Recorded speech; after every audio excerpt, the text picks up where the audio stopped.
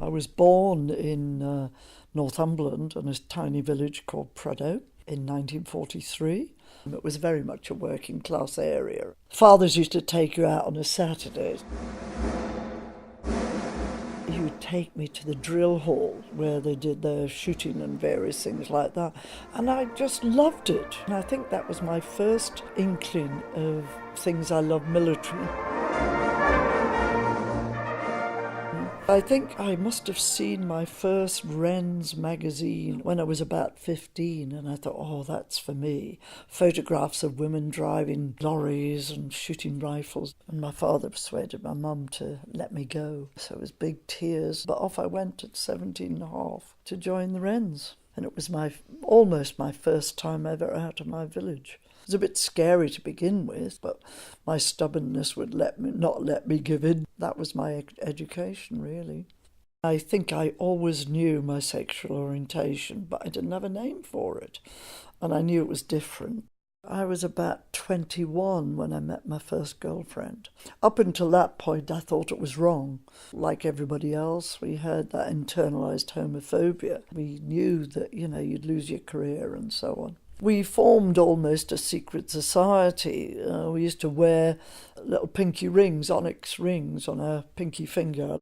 Many years later, when I was serving in London, an ex-partner of mine, she got caught with a woman. The first I knew about it was when I got called in front of my officer in charge, and then I had to stand in front of this officer in charge and be accused of being a lesbian. And I could see photocopies of my letters, and I always thought I'd been cautious, but at that split second I thought it's better not to be called a liar than to be a lesbian, really. So I didn't deny it. So that was an end of a career. In 4 weeks I was out.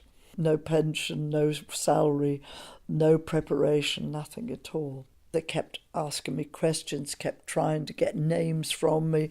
It was a complete witch hunt. It was devastating, but, I was only 27 then. Many years later, when lots of things started happening in my life, like my mother died, I had a breakdown, and it brought it all back. I'm very happy in my current life because I've been through all that and I've dealt with a lot of things.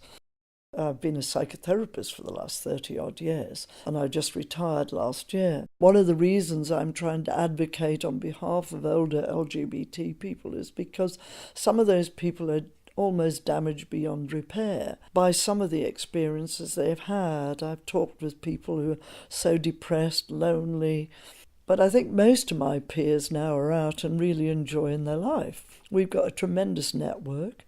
We've got fascinating lifestyles, I think. I don't want to live in an old people's home. I don't want to be out of control of my life. I've seen too many people in that situation. I want to still be able to keep my garden, which is flourishing with potatoes and various produce at the moment.